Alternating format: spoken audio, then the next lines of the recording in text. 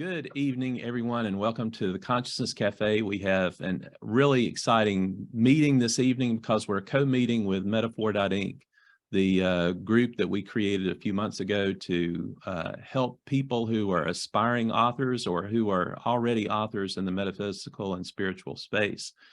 And we're going to have a writing critique this evening with Jim Fisher, who's a budding author, and we're doing this for budding authors, so this is going to be apropos, and Jim has graciously allowed himself to be critiqued.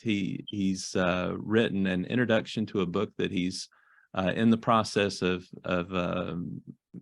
fleshing out, and we're going to go through that introduction tonight. But we're going to also leverage some of the capabilities of the organization of Metaphor.Ink and Consciousness Cafe in tonight's presentation to actually make sure that all the metaphysical and spiritual issues are in check, that it's the right themes for what we're covering, how everything's agrees with what you may think or feel from your perspectives. So we want to try and add that metaphysical and spiritual flair to it to show you how unique Metaphor.Ink is. But we're also going to go over some traditional writing critique questions. And I'm going to share my screen so you can see what Jim is going to be talking about. And can everybody see it? Where on one side you have introduction, this is Jim's text, and we have line numbers down the side so that if you had comments about a specific sentence or a specific line or word, you could reference a line number. And then we have questions over here on the right that I'll ask Jim to answer these author questions before we get started. And then after he reads each, we can read a paragraph or 2 or 3 paragraphs at a time. We'll see how quickly we get through it. You folks in the audience, if you can read these questions, these are just suggestions for how to think in response to what Jim's written. And Jim, if you can think of any ideas or questions that you may have that you want to know how a reader feels or how an audience would feel in reading your stuff or reading a particular section, we'll just call that out. But as we put on the meeting invite, this is the first time that we've done this, so this is going to be a learning experience for everyone. But we hope we can evolve this into a professional critique, a critique opportunity for budding authors, for existing authors, so that we can create more excitement in the metaphysical and spiritual field, help people who are out there to be able to communicate and network with people who are in that same space, and start to build this organization. So with that, Jim, before we ask questions, would you want to tell us a little bit about the introduction that you've written? You want me in some ways answering these questions or commenting in general? Yeah, go ahead. Well, let's just read them real quick. What's the theme of the book that you're intending to write? Who's the intended audience for the book? And I listed some potential sources in this questions list of where you could get different sets of categories. And then the third question is, what's the idea you want to convey in the writing critique sample that you provided? Mm-hmm. So we'll do that just to get started, and then we'll go through. You can read. We'll start with a paragraph, and if it gets to be too tedious, we'll go to 2 or 3 paragraphs at a time and see how it goes. Okay. All right.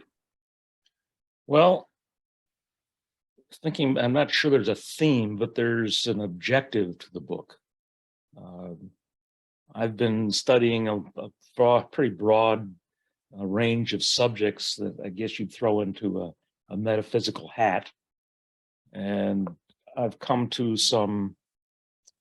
change some of my beliefs over time. And I've found that I've derived a lot of pleasure, I guess, more happiness in life by becoming aware of various subjects that most people haven't been exposed to. So in some ways, this book is intended to share a lot of information that might prompt people to want to learn more. that we can lead our lives the way we've always led them, or if when we're faced with new information, we might consider how that new information informs us about how to live our lives. So in a general sense, I'm trying to provide information that helps people understand quite a bit more about who they are, both spiritually and operating in this physical reality. The intended audience, this can benefit anybody, but I would say my preference, if you think about Consciousness Cafe, we started that up a number of years ago with kind of a similar hope that we might help people on their journeys, their spiritual, metaphysical journeys. And what we found is that while we've got a pretty good sized following in Charlotte and Greensboro, you don't have a lot of new people showing up to the events that we have. And those that do show up tend to be maybe 50 years old and older, and already have some appreciation for the subjects that we cover. So I've been thinking, how do we reach out to younger people and get them engaged?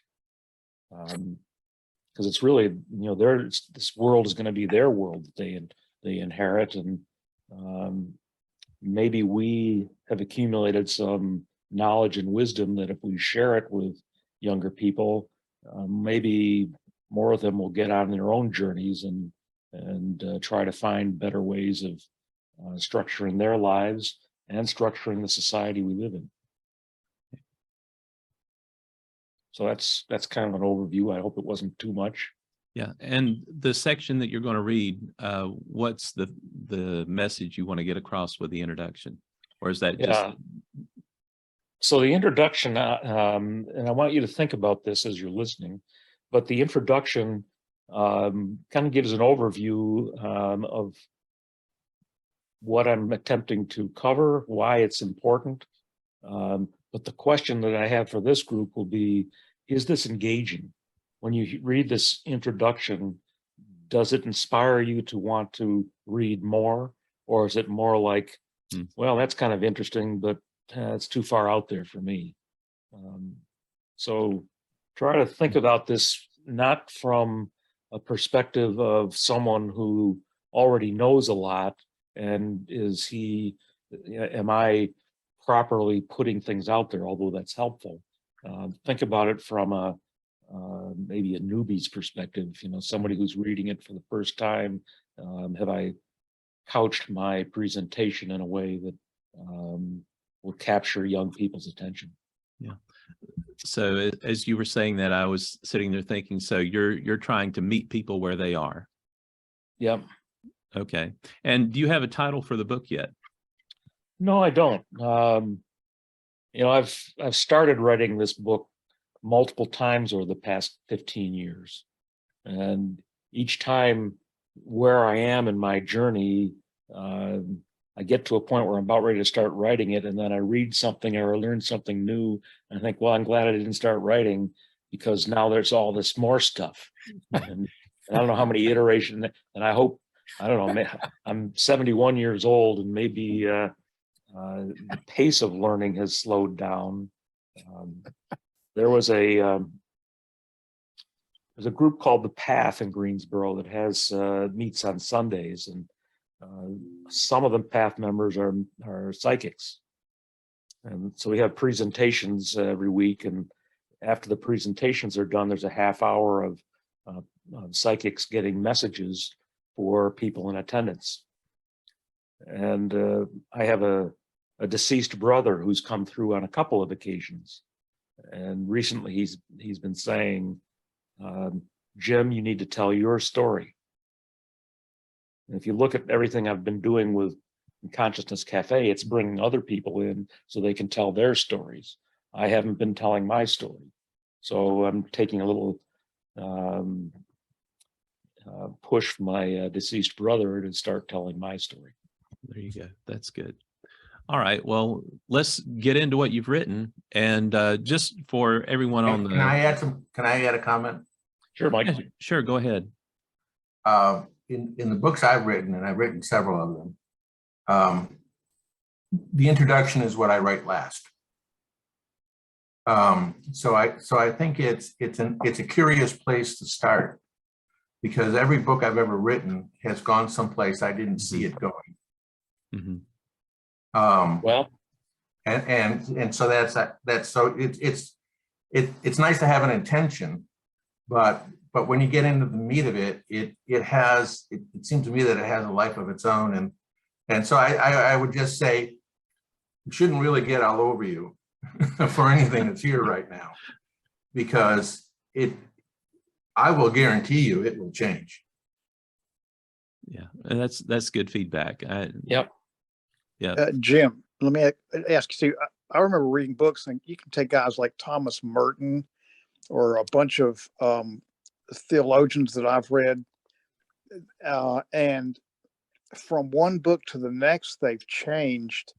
So I'm almost reluctant to read their early stuff, because if they've written several books, they've moved on and stuff. So you may just want to go ahead and start and say, to heck with it, I got to start sometime. And if I change, I'll just write a second book or something. But I mean, no matter who it is, they develop and they evolve. And what they wrote, 5 years ago is not at all what they might be thinking now. So just go ahead and do it. And I mean, There you go. I'm not a natural book writer. I look at this as, I'm not going to say I won't write a second book, but I look at this as being my one effort. There's so many other things that are demanding my attention in a metaphysical realm, that putting time aside to write a second book might not be high on my list of priorities. There you go. But Mike, I appreciate what you're saying. I think the question I would have for you is the way I'm saying things likely to attract, make you want to read further? So while the introduction could change considerably, you're a writer, so you've got that experience that I don't have. But the way that I would write the introduction, even if it had different information, it might take a similar format. I would my advice would be to this: don't get too bogged down in this. I think starting is the most important thing. Yeah. Well, Fortunately, I've got a lot of material that I participate. Are you familiar with the Bigelow competition? No. This Jeffrey guy, Mitzlove. Jeffrey Mitzlove. Yeah. $500,000 prize. Yeah, he won the $500,000 prize. Bigelow made a lot of money in the aerospace industry, and he is also heavily into metaphysics. So a year or so ago, he sponsored a competition for people. You had to first go through a hurdle if you wanted to submit an essay. That the focus was you had to write an essay up to 25,000 words that proved consciousness survives death. First place prize was $500,000. Second was $300,000. Third was $100,000, I think, and there were probably 10 or 12 prizes beyond that at $50,000 each. So I was on it. You had to first submit your credentials to get approved to participate. You couldn't just write an essay and send it in. And I was on a team of 3 people, and we got approved to write an essay. My portion of our essay was mediumship, near-death experiences. So I've got a lot of material that I put together for that will go into this book. I will change the tone from to be less academic and more interpersonal. But I would say I probably have the material for a third of the book already. Okay. The other comment I have is it sounds to me like you haven't narrowed down who your audience is. Because on the one hand, you talk about, yeah, there's people in this group have white hair and white beards, and we are over 50, and I call them New Agers, but I'm a hippie at heart. So, but as much as there still are hippies walking around, there are New Agers walking around who are always going to be New Agers, and they're never going to break out of that mold. If you're going to write a book about New Age concepts, you're not going to reach millennials at all. They speak a different language. So I've got a 31-year-old coach that has agreed to help me craft this in a way that will be digestible by Gen Z people. Well, you got things in here like the Bible Yep, and God that don't go well with millennials. that's right. And then you got things like psychics, that doesn't go well with millennials. You got stuff like Christianity, that doesn't go well with millennials. So I'm just saying, I think you're mixing some metaphors here. Yeah. Yeah. So what I ought to do, I think, is if it's really, I mean, I said it's a broad audience. Part of my story, if I'm telling my story, I have to explain why I turned my back on Christianity, traditional Christianity. I think what I'm taking from what you're saying is it might be good for me to assemble a group of Gen Z people and do this and see if what you're saying is echoed by them. If they say the same things you're saying, then I need to make some adjustments. Here's what I'm saying. They don't care why you turned your back on Christianity. They want to hear that you understand why they turned their back on Christianity. And so if you can tell them that you understand what their problem is, which is different than what our problem was, then they're going to see, well, maybe you have some credibility in giving us an answer. I know this is being very blunt and everything, but everybody says you got to niche down your market. You got to niche it down. Totally agree. Yeah. Jim, have you thought about a couple things? Have you thought about maybe instead of writing a book, start by doing like the Reader's Digest condensed version and write maybe an article or two that does what you want, but it's going to be a lot shorter, but you can see with the article how it goes over. And with regard to millennials, I'm having more and more people tell me, and these are even people that are our age, but especially millennials, they don't like to read wordy stuff, lengthy stuff, things that I think are normal. They want to get Twitter length things, which I think is really outrageous. And I refuse to try to write like that.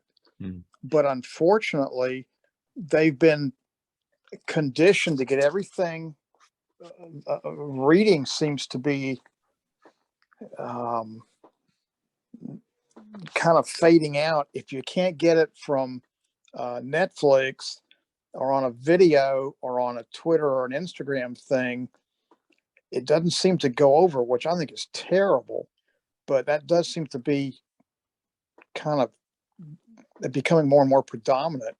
But you might want to try writing an article and say, Yeah, well, I would say, Bill, I would say that your concept is good, but article writing, I think podcasts are a more appropriate way to put that too. read I mean, things that's what you together, wanna do. and there is an effort underway to do that. So I'm trying to It might help find. you get your stuff together and say, this is my message. Instead of before I do the book length version, I'm going to see if I can make it cogent in an article and see who likes it and who it resonates with. But I agree with Mike. You do need to pick a a group, because you're going to be putting pearls before swine otherwise, and it's not going to make anybody happy. Well, let's read the pearls. How's that? We'll jump into the text. You all, this is great comments and stuff, and also too in the recording, this will be interesting for people who watch this later on, because it'll give them an insight into the spiritual and metaphysical book writing genre, which will be good. And before Jim gets started on reading, I wanted to read the questions for people who are on YouTube who will be watching this later on, just so that they have an idea of what some of the questions are that people could ask, or that Jim could answer. Is the first, there's 3 sections: metaphysical, spiritual questions, general questions, and then writing sample questions. And the metaphysical spiritual questions are: does the text adequately explain metaphysical or spiritual concepts for the reader? And the second one is: are the concepts explained satisfactorily? And it goes back to what Jim was saying.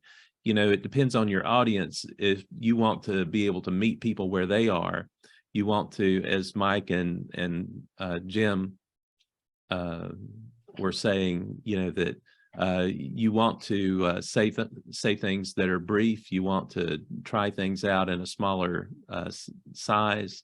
You also want to be cognizant of what millennials and Gen Z's younger people are looking for, and some of the issues that they're facing. We need to identify with that rather than write about what we're facing. So those are some good things. General questions: is the proposed book theme too general or too specific? Is the proposed theme interesting to you? And if not, is there a similar theme that may be more interesting that you would want to propose? How does the tone sound to you? And the tone is the author's attitude toward the topic. And we've talked about tone already. I don't know if people realize that we were talking about it, but we have. Then the writing sample questions: will the author's intended audience be interested in their work, and why? Was the author's idea conveyed in the writing critique sample? Is any of the content confusing, or does it need elaboration? Does any of the content offend you? Is it repetitious or boring? Are there repeated words or phrases or any other distracting content? And are items and lists clear and understandable? And then here's a large question to talk about the overall sample. And this goes back to general writing styles. Does the opening sentence or paragraph grab your attention? Does the middle keep your attention? And is the ending satisfying? So it's just something to keep in mind as we go through the whole document. And then the last question is regarding the sample content. Was there a dialogue? If there was a dialogue in the writing sample, was there any problem with it? And was there a sentence or phrase that was awkwardly written? So just some things for people who are listening on YouTube or listening here during this presentation to think about as Jim reads. And I will resize this screen so that Jim can have more space to, whoops, come on. Hold on, let me stop sharing for a second so that Jim will have more page to read from.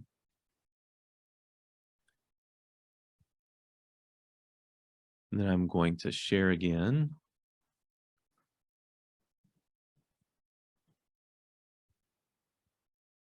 So Jim, there you go. And let's start with 2 paragraphs and see how that goes. Do 2 paragraphs at a time. And we're at about 7:30 right now, so we're about a half hour in. Okay. Have you ever seriously pondered questions such as, is there a God? What happens when I die? And why am I here? Should the Bible stories be considered literally true? Did miracles only happen during a brief period in human history? Is there merit to alternative healing modalities, such as Reiki and healing touch, that might help us reinterpret biblical stories about miraculous healings? I suspect that most of us have only given passing thought to these questions. We're so focused on confronting the day-to-day challenges of life that the big existential questions don't get much attention. Until my 50s, my adult focus was earning a living to support a family. During my early 50s, some significant stresses reached a peak, prompting me to confront my pain. One night, I was having a difficult time sleeping as I mulled over what was happening in my life. I got out of bed, got on my knees, and in mental anguish, quietly cried out to God, asking what I needed to do. The thought arose that I needed to get more involved in my church by joining a men's Bible study group. Perhaps if I became more engaged in my religious life, God would help solve my problems. Well, things didn't work out the way I thought they would. I did join that group of men who met every Thursday morning at 7 a.m. We didn't simply read passages from the Bible and discuss those readings. We often read books written by biblical scholars about the origins of Christianity. Some of what we studied conflicted with my religious beliefs. The more I learned about early Christianity, the more I realized my religious beliefs needed a major overhaul. This realization amped up my stress. Since my temporal life was challenging and now my spiritual life was upended, I had to find some other means of finding a new balance. There you go. Thanks. I confided, oh, that's right. That's two paragraphs. That's Yeah. 3. That's good. So we'll start with 3 and see how it goes. Okay. Let me any just thoughts or ask, comments? how much text is there that we're going to talk about tonight? 144 lines. And So we're about three pages. correct. Yeah, there's 4 pages. almost 2,000 words in this document. Paperback, I figure, just rule of thumb, about 300 words per page. Yeah. So it's maybe Gotcha. Okay. 6 or 7 pages.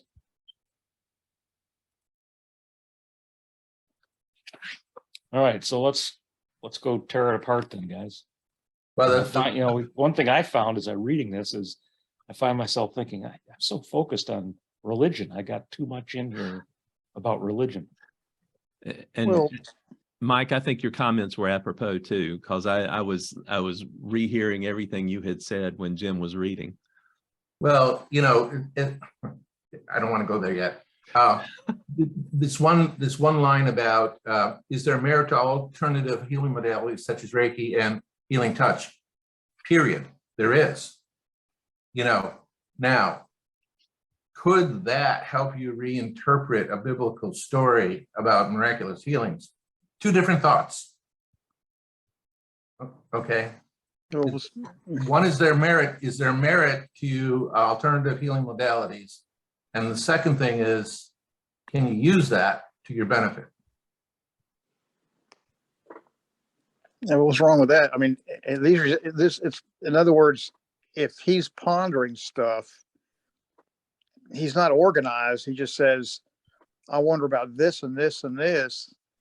And it kind of Benefit. does come randomly, but there are questions that you have that led to the growth that I was going to say, keep on reading because it was getting good.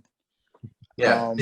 I mean, The healing modalities have benefit whether or not they help you interpret the miraculous healings. Yeah. Yep, that's a good point. So, and since this is the start of the text, does the first sentence or paragraph grab your attention? Because we're going to ask, does it grab your attention? Does it keep your attention? And was it satisfying at the end? So did the first paragraph grab your attention? What in the first paragraph grabbed your attention? Or was it in the second or third or not in there at all? Any thoughts? Yeah, I think it did.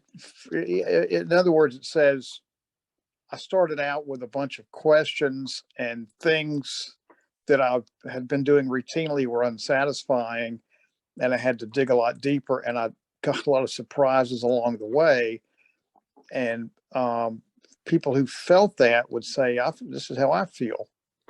Yeah. And so I thought, I would say, and like I would have said, if you hadn't decided just to read 3 paragraphs, I was going to say, keep on going, because it was getting good, and I was going to see where you're going next. Yeah. I was sitting there thinking that if you started your text with you on your knees praying, and then explained, you know, in a little detail of what was happening in your life. That you were down on the ground praying at this time, and then what's going on? Why are you doing this? You know, your temporal life is changing, your spiritual life's changing, and that might be a good way to grab people.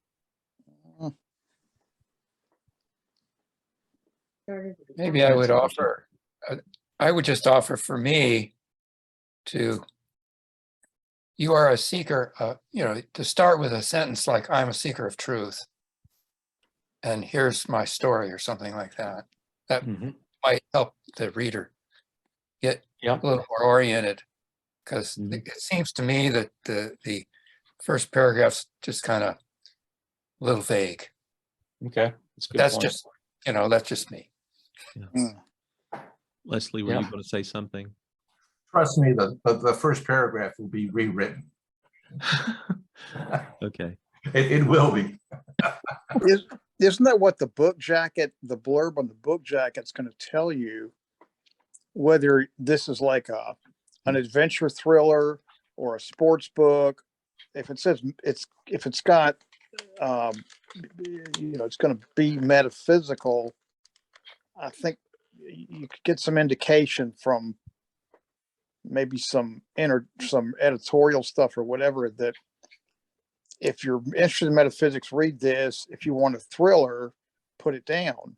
I mean, so you don't know whether you want to pick it up in the first place, and by the time you get it, you know you want to read it because you're interested in metaphysical stuff. Yeah. Well, I put up the next 3 paragraphs.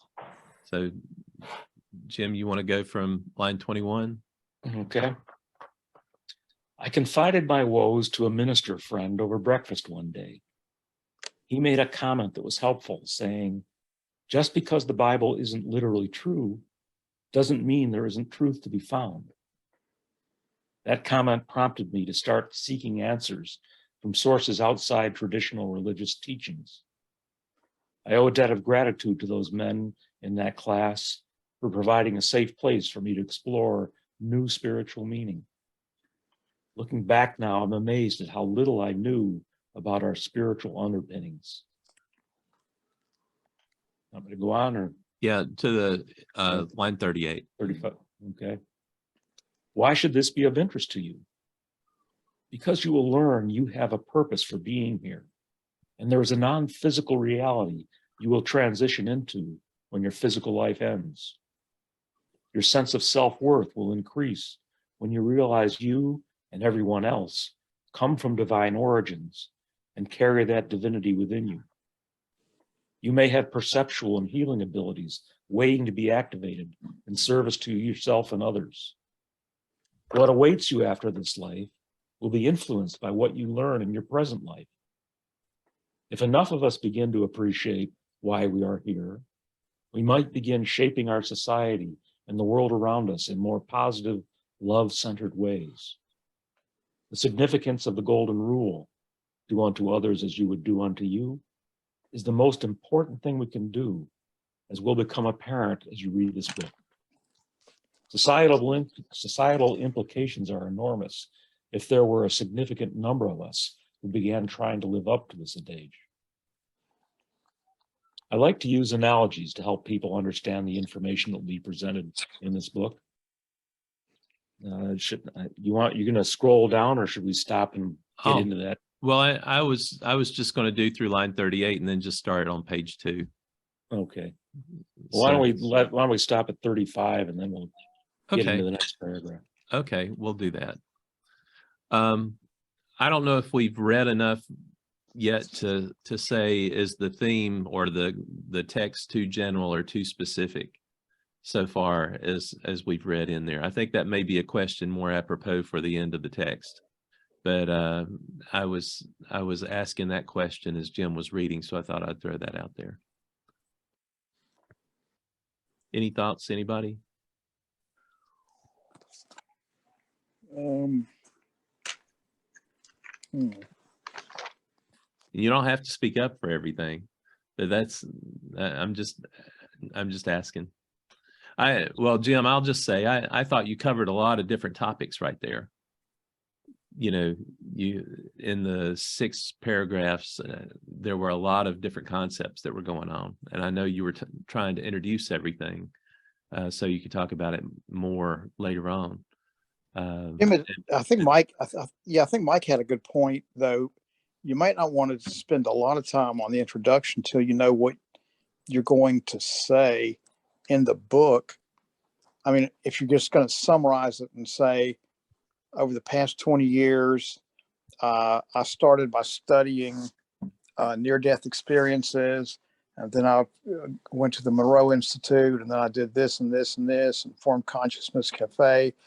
And here's, I don't know if you want to tell you, here's what I'd like to open up to you, but I'm not sure the introduction can go too much farther. You might want to get into the meat of the book. Does that make sense? Yeah. Or like Mike was saying, you'll probably rewrite the introduction after you've been through it. Yeah, unless you want to make this your like a trial article and just pretty much cover everything you're going to talk about in more brief form. And this is you can expand it to a book, but see how this works and just build on this for the main part of the book, and not, if that makes sense. But I don't know if many people read prefaces and introductions. A lot of times I do, but a lot of people don't. Yeah. So, you know. Well, and just to get a shameless plug in, one of the things we wanted to do with Metaphor.Ink is create anthologies, which would allow budding authors to write a chapter of an anthology where they could do their introduction or do, at a high level, something they want to talk about, and then get some reader feedback from people who bought a book that would cover, 6, 10, 15 different chapters with different topics and different themes. So that's one of the things we want to do. That's another one of the things after we do, or as part of doing the writer's critiques, is to prepare these written documents to go in the anthologies. But then we would want to create ebooks. We've got some ebook software that we would load all those different chapters up into, and then we would publish those ebooks on Amazon so people could buy them. That's the idea. But to give budding authors a chance to say they're published, writing a chapter, and let them get their feet wet, let them start getting some reader feedback so that they can get over this initial fear of, oh my gosh, what are people going to think or say when they see me writing, all this stuff. So, and you have to basically be pushed off the cliff. There's so many people who have said, they had to have somebody push them off to start writing. Then they find out that everyone's really happy that they said what they did. But everyone has to experience that. And I'm a wuss about that too. I'll say that as well. I'm not one who readily jumps into the fray. So it's something everybody has to get used to. Yeah, one of the things you've got to feel confident in what an introduction to a book is for you. Everybody's going to have their own style. My style is everything you learned for the past 30 years is wrong, and I'm going to tell you why. And that's the very first sentence. And if they say, fuck you, that's fine, and because not everybody's going to agree with what you have to say. Or you can say, I'm 70. I grew up in a middle-class white American neighborhood in Northeast United States, like all the rest of you people did. And that's going to put everybody to sleep. So you got to figure out, what you think an introduction is. So, or maybe like what we were talking about before we started the call is snow skiing with a snorkel going through chest deep or head deep snow to where you have to have a snorkel to breathe. That would be kind of fun. Yeah, if you've never done that, you've never skied, sucker. You're a wuss, something like that. There you go. And that's why Jim was down on his hands and knees praying after that. It's because he spent the whole day out there. I think we should go on. I think we should move on. Yeah, I think we should move on. Any other comments, anyone? And I I'm had- sorry for the levity. Yeah, I had one question. If I was going to publish something, I would wonder if it's a lot more dangerous to do it today because of the prevalence of social media, because something that can be, you think is very minor, or that you say as an aside, or it's not really meant the way it's taken, can go viral, and you can just have threats of, lawsuits and death threats and all kind of stuff, things we didn't have 15 or 20 years ago. And so I would stay away from, social media like Facebook and that kind of stuff. But I don't know if it's a little more dangerous to publish things today or not, because it's so easy to take stuff out of context and then just go crazy over it. Yeah, and I That's think where go ahead. And say that's where the ability of the writer is important. You have to be careful of how you Mike made a good point earlier that, that one sentence he said, you should break this into two concepts. They're two different things. Yeah. If you when we go through the book, and some editor is going to look at it and identify those things that are problematic. Okay, you're the writer, Jim. You know where you're trying to get, but you haven't brought the reader along in a fashion that they follow you. But my other point, Bill, I know there are people out there. I've made this comment on one or two occasions that they're going to be evangelical Christians are going to not like what I'm saying. Right. And to my But they may not read it. I wouldn't think they'd read it in the first place. And they may not, but they also, if it becomes popular, and it contradicts their you power. can't. Yeah, Yeah. you can't make it. Let's read on.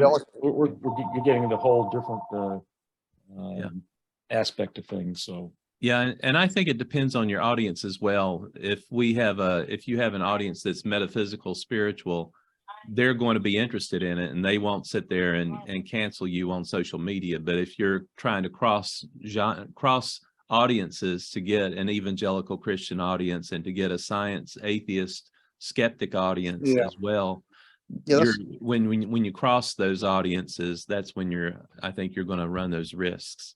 Yeah, that's why you don't want to try to have too broad an audience, because this is only for a few people relatively, because the other people aren't going to understand it. Yeah. So don't worry about them. Yeah, but I think Jim wants to reach young people, and I think that was one of the audiences you were looking at, and that could be opening yourself up, but something to be aware of, I guess, depending on the audiences that you're going to hit. It's an interesting discussion. Down? Yeah, Good let's do that. So how's that? So lines 36 to 46. I like to use analogies to help people understand the information that will be presented in this book. The first analogy is related to a jigsaw puzzle. Most readers are aware that assembling the puzzle requires fitting irregularly shaped pieces together. The box containing the pieces has a picture on it that shows what the assembled puzzle will look like. Mankind has been working at assembling a picture of reality for many centuries. Think of all the scientific discoveries that have occurred in the past 100 years as examples of how the picture is taking shape. Unfortunately, we don't have the ultimate picture to work from, so we do the best we can without a template. During the early years of our lives, we learn from others, most often parents and teachers, what our culture thinks the assembled picture looks like. In this book, I'll share what I and others have learned about the big picture that hasn't yet been reflected in the assembled pieces. Also, there are some pieces that have been placed in wrong positions that need to be rearranged or removed altogether. Okay. Just a thought is when you were talking about the puzzle and the picture, I think the way society's been changing as, our lives have been going on, the final picture's changing as you're putting the pieces together. So that's kind of adding another dynamic to what's going on. Well, I'm kind of referring to those pieces that need to be removed or rearranged, you know, that, Yeah, there you go. I like the analogy though. yeah, I refer to it, I think, again later. Could We'll that continue be reading? Well, let's ask anybody else have any questions or thoughts or comments? If not, I've got 47 to 66 up. Go ahead, Jim. All right. If someone else had written this book 20 years or more ago and I had read it, I might have rejected the notions put forward. The experiences and research would have been outside what I believed possible. I ask that you reserve judgment until after you've considered the information presented here. Readers who have had a spiritually transformative experience may find the breadth of subjects affirming. People who know me might find the information challenging, but they wouldn't doubt my sincerity. People who don't know me and don't have an appreciation for metaphysical subjects might find this a challenging read. There will likely be many who will reject this because it conflicts with their established belief system. I can empathize with that because I recall the stress I felt in the early stages of my journey. Everyone holds certain beliefs about themselves and how this reality operates. Sometimes beliefs can be a close approximation of the underlying reality, but other times beliefs are at odds with truth. There are many instances of things where people thought were truths only to learn at some point that their truths were incorrect beliefs. If you watched the movie Men in Black, you may recall a conversation between Tommy Lee Jones and Will Smith. 1,500 years ago, everyone knew the earth was the center of the universe. 500 years ago, everyone knew the earth was flat. Imagine what we'll know tomorrow. You can Continue go reading? ahead and and get that down to line 66. Consider our evolving understanding of electrons. In my youth, I was taught that electrons were minute particles that orbited around an atomic nucleus. Quantum physics shows us this isn't an accurate understanding. Electrons sometimes behave as if they were tiny particles, but other times they behave more like waves of energy. Here's a link to an animated portrayal of one astounding aspect of quantum physics known as the double slit experiment. Okay. And I can play it if you all want, but No, that's I a don't think we have to. 5-minute. Okay. So thoughts or questions or comments?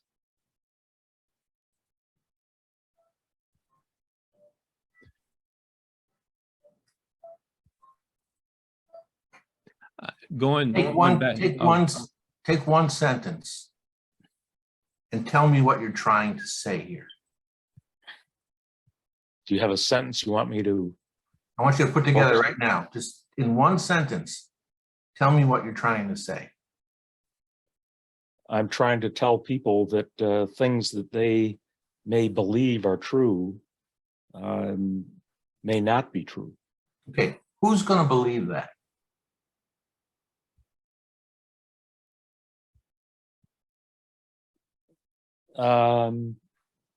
I don't expect people to believe it now. I would expect that people would say, what's he talking about? You know, are there things that I think are true that aren't? I would look at that, for me anyway, I'd feel challenged. Okay, what's he got to say that is going to challenge me? So I've got a different answer to that. When I said, who's going to believe that? My answer is the people who already believe that. I don't expect people to believe. You won't come to believe it until you read the material in the book. What if I already believe it? If you already believe what? That things ain't the way that I was raised, that I was told they were. Well, then you might be interested in reading. What does he have to say? He's articulating something that resonates with me. I wonder if his view is the same as mine, or is it any different? I would ask the question, what would a millennial think about it? They're too long and is it going to be on Netflix? And I don't know that they're going to get into this stuff. Well, but just the concept that what we think or what we believe may not necessarily be true. How interested would a millennial be on it, or a Gen Zer? I'm just asking. I don't know. Have you gone to you'd almost have to go to like a high school or a college class, because I don't know how millennials think. I've got kids who are close to that. They're in their 20s, but that's kind of, I would not want to have to write for millennials. I don't know how they think. Yeah.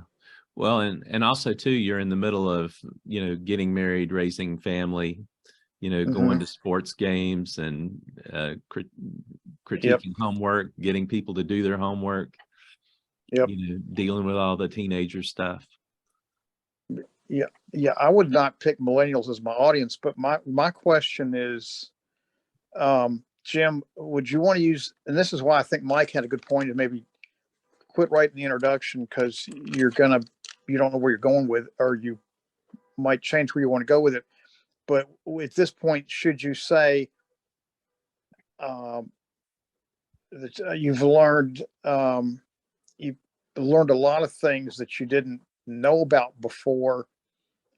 And for example, and then you can say in chapters 1 to 3, I'm going to discuss near-death experiences, and in chapters 4 to 6, I'm going to discuss what mediums are teaching us, and so and like that. But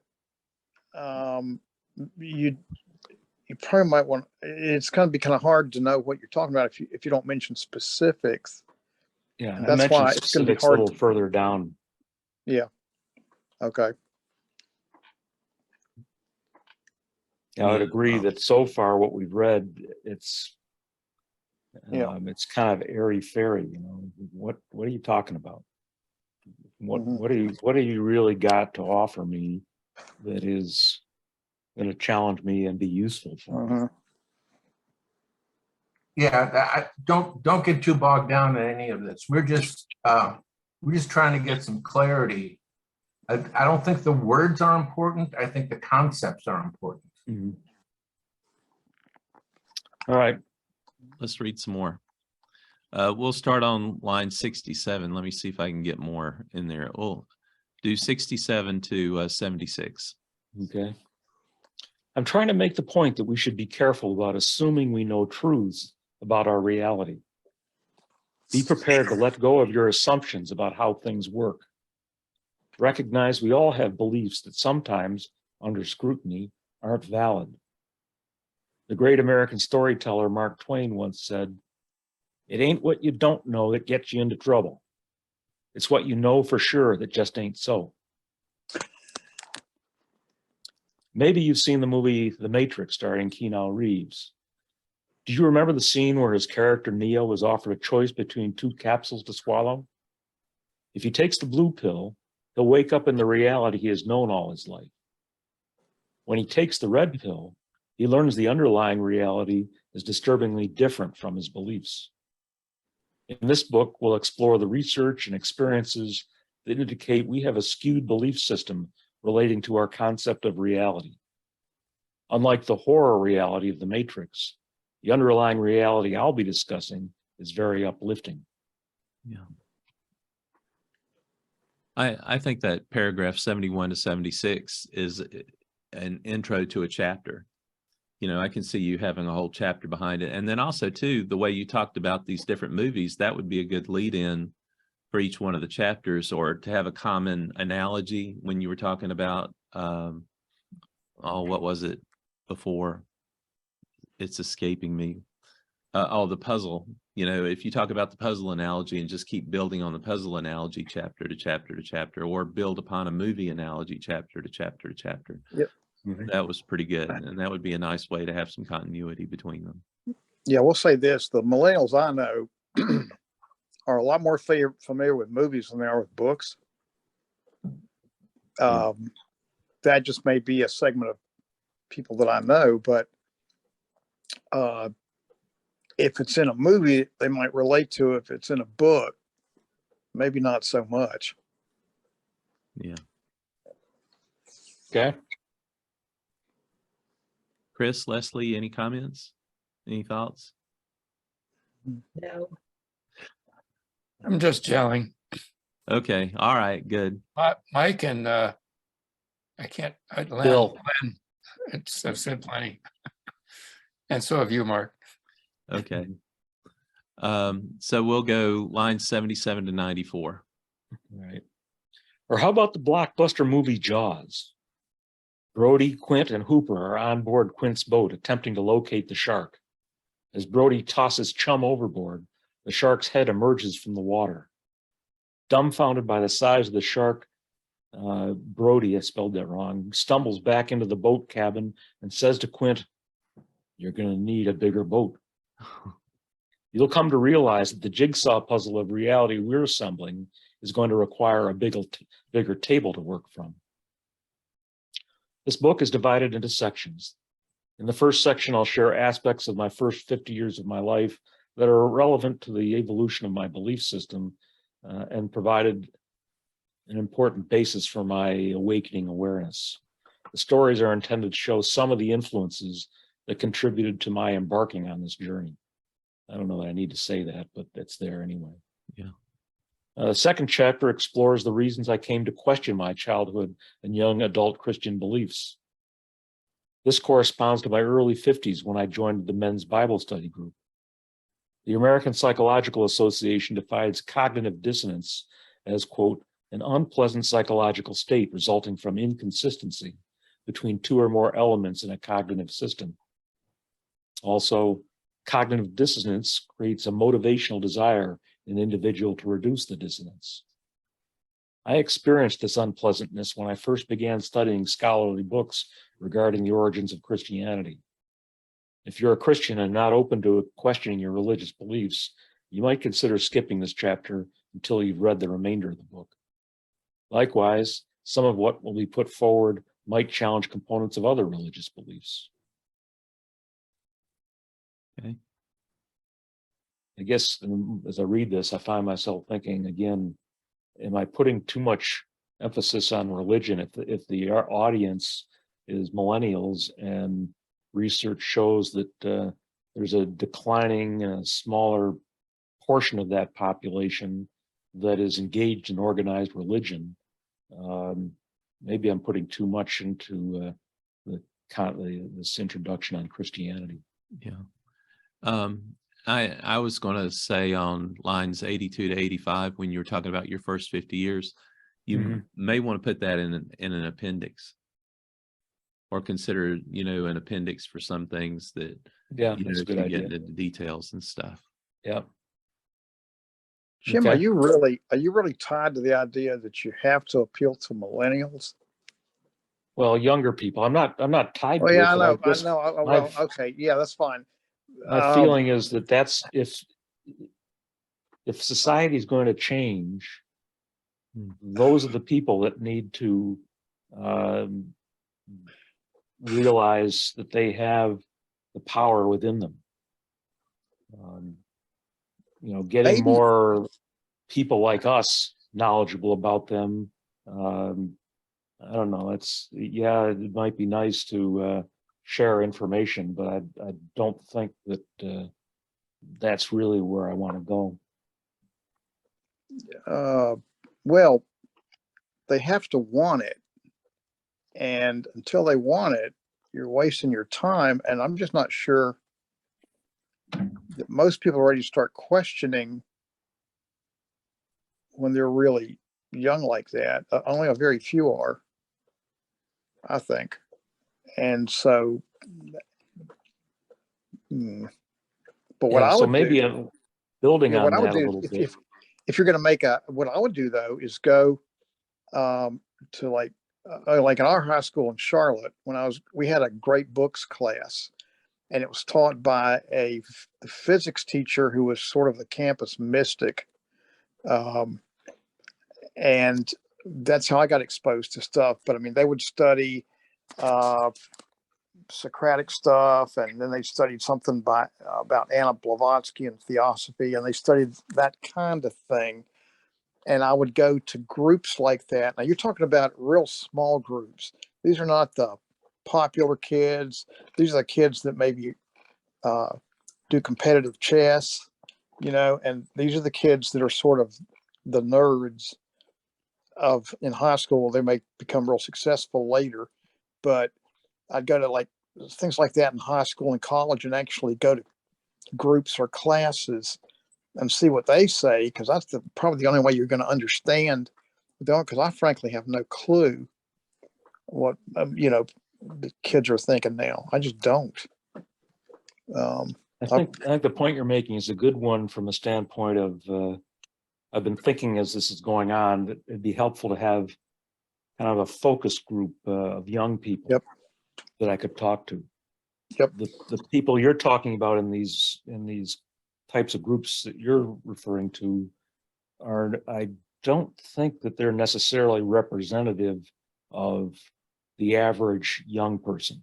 If you're in a But the average- theosophy Yeah, discussion but the group, average young person's not going to listen to this anyway, because they never have. The average person never was really inclined to mystical stuff. I mean, that's no matter when you're picking a unique group that goes a whole lot deeper, and the average person could care less, and you're not going to reach them unless you put it on late night TV in between a comedy act and two people screaming at each other about stuff. I mean, it's just not going to go. So you really have, if you're going to pick young people, you're going to pick those that are inclined to think deeply, and the average person is never going to do this. or maybe the way I look at it is young people are under a lot of stress. They don't know, with climate change being what's going on, with all the fear that's promoted in the media, there are motivational stresses in young people's lives that I may not have done a good job because in what I've written so far, but I'm trying to put forward a different way of seeing things that might help them see that you don't just have to accept the world going in the direction that it's been going in, that if you learn about these things, you can improve, you can reduce the stress in your life and maybe see a different future if we collectively look that direction. Yeah. So it's, Well, then you're gonna have to it's dumb it the down. motivation. What's that? You're gonna have to dumb it down a whole lot. You're gonna have to take one thing and sell it like a novelty thing, and you're going to go on stuff like Oprah Winfrey or whoever does the talk shows now. I don't keep up with them anymore, and make it sort of like encounter groups used to be, or transcendental meditation when it was hyped and everything. And I mean, if you want to do that and reach the masses, you've got to make it really kind of shallow and kind of hype it up. But I don't think that's what you want. I mean, maybe it is, but I wouldn't want to do that.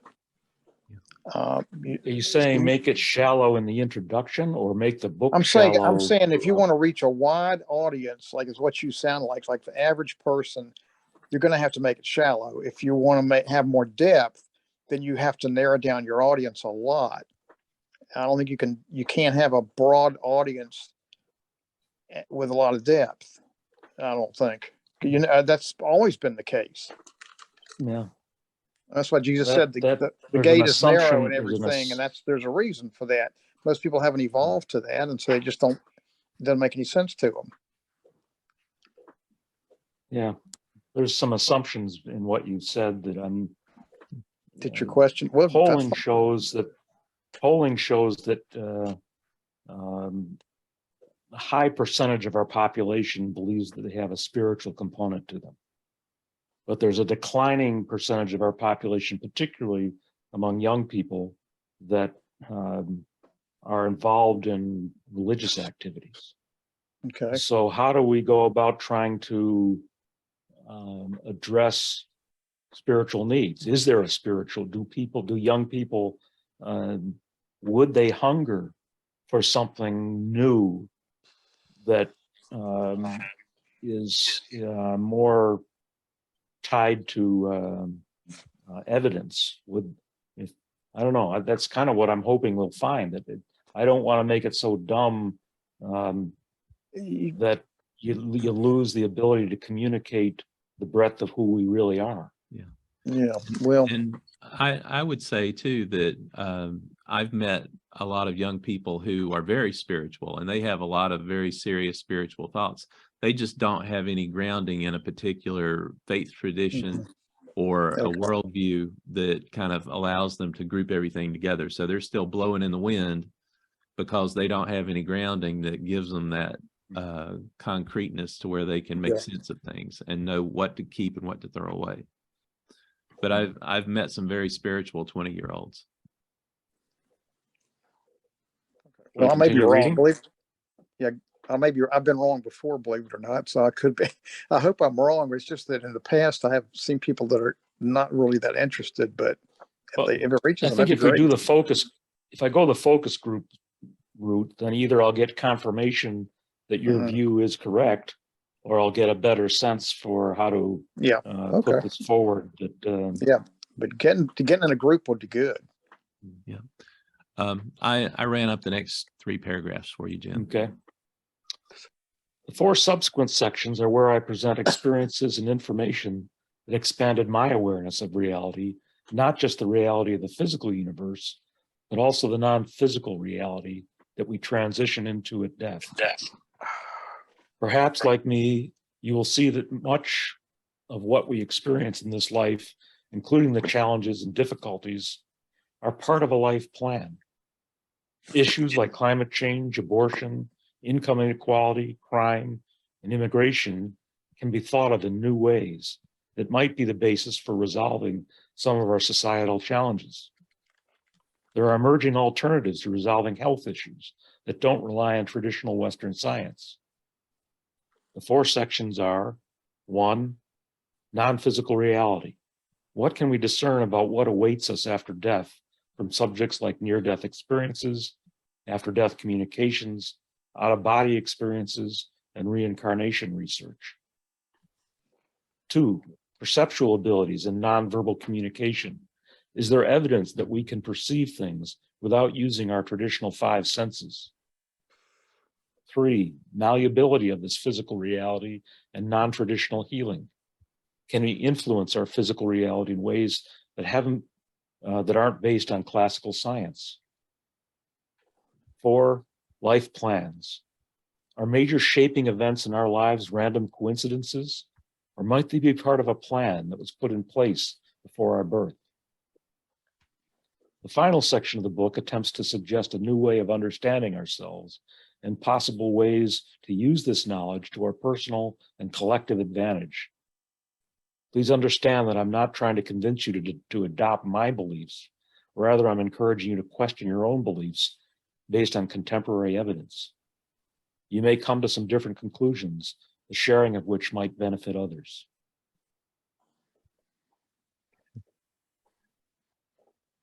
So I'll ask the question I asked earlier. You know, we had the opening sentence or paragraph that grabbed their attention. Did the middle keep your attention as Jim was reading through it? Yeah, it kept mine. Okay. Haven't lost me yet. But then, I'd like to see what someone does who has, and I mean, Jim, I've known you for what, 20 years or something? And I've been in this, and if I didn't know what this group was, and I just went into Barnes and Noble or somewhere or a library and picked this book up, that's why, I guess the blurb on the book jacket, I hate to say it, but it does kind of matter because it tells you what that it's not a thriller and it's not a steamy romance. It's pretty esoteric. And so but I'd like to see what you get when if you did go to a bunch of different types of groups of people that were like in their either high school or college or early 20s age, and see what they do with it. Yeah. Because I have no idea. I'm kind of liking that snorkel in the snow idea as maybe for a title Okay. somehow, you know, or an introduction, doing something to that's so out there that somebody has not seen it or has not thought about that before, because that just seems real intriguing to me. Is going down a ski slope with a snorkel in your mouth. Well, what may get their attention more, in my opinion, and maybe I'm just picking a few people that don't read a lot of books, is to make a documentary out of it and show it on Netflix or Amazon Prime, because people are going to watch that who won't read the book. Although I'm not sure how, if you lose a lot, I mean, there's so much on TV. I don't know if it'll stick with them, but it might get it out there quicker by doing that. Yeah. You know, they already made. There was a Netflix series called Surviving Death. I think that was, Mhm. 6 segments about a year or so ago. I think it came out. They already made a movie about this too. It's called What the Bleep Do We Know? Yeah. So Jim, the advice that I have for you is to don't take any of this personally. I don't. I may be coming across as if I do, but I'm looking forward to going back and taking some notes from this recording, because there's some really good suggestions. And one of the things that was one you made, Mike, I probably won't spend any more time writing, making further adjustments to this introduction. I'll start writing the things that are going to go in the body of the book, and I will probably pursue a focus group with young people. But let's see what the body informs me as to what should go in the introduction, and it may be something different. So I want to give you what my sense is up to right now. Okay. I think that you should just put your head down and write this book, Mhm. because I think this is a book about your journey. Now, and I think you should write it whether or not anybody ever reads it, whether one person other than yourself ever reads it. I know Bill will read it. Yeah, I'll read it. I too. So you should write it and get it written. And then because I'm totally convinced that these books have a life of their own and they're being channeled. And you are the channel for the book. So let it write itself through you and see what comes out of it. Because I guarantee you, it'll be different than what you think it is. That's my advice. I think that's You're singing my song, Mike. I think he's right. I think he's right.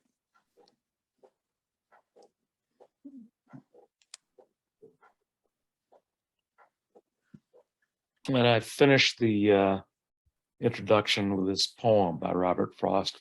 Probably most of you are familiar with it. And I'm going to scroll down when you get to the bottom so that we Okay. can just finish the whole thing up. 2 roads diverged in a yellow wood, and sorry I could not travel both. And be one traveler, long I stood, and looked one down one as far as I could, to where it bent in the undergrowth. Then took the other as just as fair, and having perhaps the better claim, because it was grassy and wanted wear. Though as for that, the passing there had worn them really about the same. And both that morning equally lay, in leaves no step had trodden black. Oh, I kept the first for another day. Yet knowing how way leads on to way, I doubted if I should ever come back. I shall be telling this with a sigh, somewhere ages and ages hence. Two roads diverged in a wood, and I took the one less traveled by, and that has made all the difference. Will you join me in this exploration? The road less traveled might be a journey worth taking.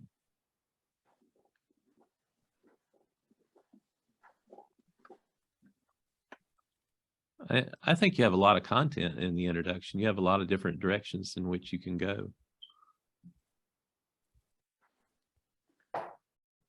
Well, it's a good, writing the introduction forced me to have to think about the different sections that I'm going to put in the book. You know, I put together, I think Leslie had suggested this, Leslie or Mark, you need to have an outline of where you want the book to go. Don't write the introduction and then let it come to your mind what the next part's going to be. You got to have in your mind the whole book, at least the major parts of it. And Mike, what I'm taking from you is, okay, that might be all well and good, but as you get into writing it, you might find that new things emerge that shift and change your thinking about it. I guarantee you that's going to happen. That's absolute 100% going to happen. Okay. Well, this has been very helpful. I want to thank everybody for their comments. Jim, I was going to say, I think Mike's got an excellent point as far as just go write it and to heck with everything else. The only thing that going to focus groups might help with is the way you say things, because it probably is not going to change what you talk about. It may change the way you express it, which seems kind of minor. But I think if you just go ahead and write it, I mean, it's who you are. And if the millennials don't read it now, they may pick it up in 15 years when they're ready for it and say, this is really cool stuff. And I'm ready to, delve into it. So, it may just, the only thing about millennials is it may change the way you express stuff, but with the content probably is going to not change because you've already picked it out. It's good. Yeah. So, Bill, you were hitting on tone, and I mentioned that up at the start. Does anybody have any thoughts about the tone in which the book or the introduction was written? Is it too formal, too casual? Does it reach a young audience? Would it be of interest to one group as opposed to another? What do you think about the tone in which everything was written? I think at the beginning, the tone is overtly religious, which could be off-putting for a number of different reasons. But I don't mind. I don't think it's a problem to be off-putting. I think that we need to challenge people to think. If you want to read another cozy love story, go read a cozy love story. And millennials, they love to look at videos and they love to look at TikTok and YouTube and all that shit. But they do read. Here's the thing, and I say this because I think it's a tough lesson. We're not here to save the world. None of us are here to save the world. What we're here to do is to do our part. And feeling good about what that part is really what's most important.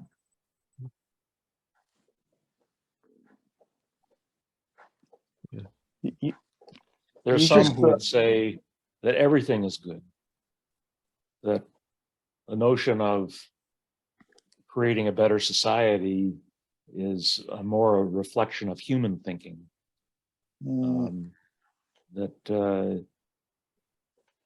everything is as it should be. I'm not sure I fully agree with that, but there are people who look at things that way. You know, you could say all the stuff we're seeing going on around us, all the negative things in society, you can say, gee, ain't it awful? But 50 years, 100 years from now, from a different vantage point, we might look back and say, we had to go through that in order to come out to something more desirable. Yeah. Mike, I was going to say, you should wreck hell out of my feeling of self-importance. God, I think you're right. Maybe we take ourselves too seriously and we think, wow, I got to do this. And if you listen to me, you'll get it all right. And we are really just part of the whole. And so, Yeah. Well, and I think it's a good point too that you made, Mike, is that we're here just to do our part, you know, and when you talk about having having thoughts about an audience that may be too big or too narrow, you know, we need to think about what our intention is as well, and make sure we have the right intention for the right audience for the right content. And that's a real trick, I think. Hopefully something that we'll explore a lot more in the future. With that, it's 8:30, so I wanted to kind of wrap everything up. Thank everybody for being here today. One thing that I do want to say for the people in Charlotte is we're moving the meetup.com groups. We have 3 meetup.com groups, and we're consolidating them into one. So we've changed the name of the Greensboro spirituality meetup to be the Consciousness Cafe. And then in Charlotte, we have 2 groups called Consciousness Cafe and then Consciousness Cafe Charlotte. And I'm stepping down as organizer around the first week of December. And they'll go away at the end of December. But we want everybody to move to what's now called the Consciousness Cafe, but it's the old Greensboro group. If you're already a member of the Greensboro group, you don't have to do anything. But if you're a member of one of the Charlotte groups, I'm going to be sending around an email later on this week that'll tell you what you need to do in order to join this Greensboro group, so that when we get rid of the 2 groups in Charlotte, you won't have any interruption. And then also too, everything's going to be on the Consciousness Cafe, consciousness-cafe.com website.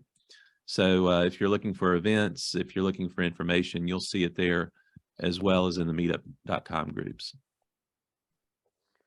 Any questions from anybody? All right. And with that, thank you, Jim, for being on the chopping block here and having the courage to read your text. But I think everybody, myself included, got a lot out of it. I actually learned a lot just sitting here listening to everyone else's comments, and I hope everyone else did as well. But I wanted to thank you, Jim, for doing the writing. And I know you did a lot of prep work before we even got on the call for days and days trying to get this thing to the point to where you could show it tonight. So thank you for all that prep work that went into doing all this, because it's a lot more than a lot of people for some of the other presentations would have to do. So thank you for that. And I'm thinking about what you're trying to accomplish with Metaphor.Ink. This was the first night, you get a chance to experience what, for me, it was very useful conversation. And you and Leslie, particularly because you're the people who are driving the Metaphor.Ink bus, is this experience what you want another person to, or should you somehow evolve it to something different? Okay. And that's a good question just to ask everybody on the line while we're here before we break. Is this something that you would want to participate in if you had a book or an article or a chapter that you had written? Would you want to go through a critique similar to what we did tonight? I would. Or how would you change it? One question, is there a link to the Metaphor website from the Consciousness Cafe website? Yeah, there is a URL. It's Metaphor.Ink, INK. So metaphor.ink, and that'll take you there. It's actually a page on the Consciousness Cafe website, Okay. and you All can right. get it from the menu or in the footer in the All right. Consciousness Cafe. Okay. All But you right. can go to Metaphor.Ink and get it straight away. So was this helpful, or would this be helpful for other people who had things that they were writing? Was Yeah. this a helpful review or commentary? Yeah, I think this was very helpful. Mike, you've written a book before. How do you would an experience like this have been helpful for you? I've written 7 books. All right, well, go back to the very first. When you were first writing, would something like this have been helpful? Would have been very helpful, because here's the thing. I think when you write your first book, you think, it's done. Whew, that was a lot of work. The work's just starting. Yeah. But the writing a book is not about writing a book. Yeah. Writing a book is so much more than writing a book. All the aspects of advertising, of selling, of going through the disappointment of not selling 1,000 books in the first week. You know, you come to grips with reality, and the reality is that most books, like a huge percentage of the books, Mark, I think you quoted some number, never sell more than 300 copies ever. Yeah. And you know, when I was done writing my first book, they kind of said, well, here's your boxes, good luck. And you know, and there was just no education as to what the marketing side of it was. And I really think, I mean, you know,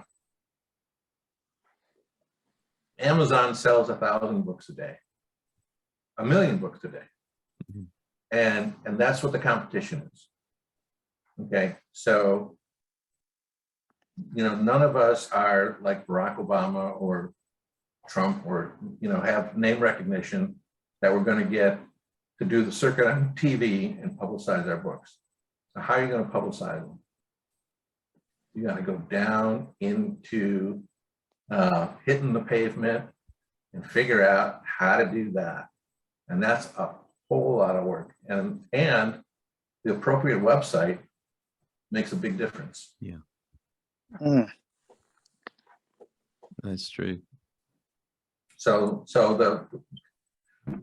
once you type the end, the work's just really beginning. Yep. Good luck, Jim. Well, there's a side of me, you know, you made a comment first there, Mike. I don't write the book because I want to make money. Right. I don't write the book because I want fame. And if only 5 people read it and it has an impact on their lives, well, that's fine. I mean, I'm not, my objectives are not materially oriented. You know, I used to, I started out in my business career as a computer programmer. And every program I ever, this was in 1978, every program I ever wrote, when I was done with it, I wanted to say, okay, now I'm going to go back and rewrite that, because now I know how to make it more elegant, more concise, more robust, faster, and all of that. So the experience, the journey is the experience, right? I'm going to go on a limb here and say, when you're done writing that book, you're going to want to write another book. Right. And this time you're going to write it differently. Well, there are some things that are going on in my life that are also attractive. I'm going to talk about healing in the book. I've been involved in testing energized water in Togo in human COVID trials. And I'm not sure where that's going to go, but it's possible. You can't do that kind of human trial stuff in the US. So we may be exploring how can we expand that footprint in Africa with that healing. I got a call from my friend Jose Hernandez today. And he's got major investors who are coming forward to want to put his business out in hospitals and addiction centers and schools. And he said, Jim, I think I need you to be on the speaking circuit with me. And we haven't really put much on that, but he's such a good friend, and I believe in the potential impact of his NDE inspired protocol, that I'm happy to help him with that. So if I've got a book and I'm out there talking to groups, now I've got some other stories I can share. Yeah, I was just going to say, that sounds like a wonderful second book. Yep. There you go. And with that, I think we'll close. So thanks everybody for joining us this evening for the Consciousness Cafe and a joint meeting with Metaphor.Ink. I hope you found it interesting, intriguing, and let us know if you've got a chapter in your mind that you want to write and put in an anthology for Metaphor.Ink. So thanks everybody for joining us. And Mark, I yeah. have one question. What are you going to do when you step down as the organizer of the group? What are you going to do with all your free time? I don't have any free time. So there you go. It's going to all be concentrated. So there you go. But thanks for asking. So with that, thanks everybody, and we'll talk to you later. Special thanks from me for the comments, everybody. I appreciate it. Yeah, take care.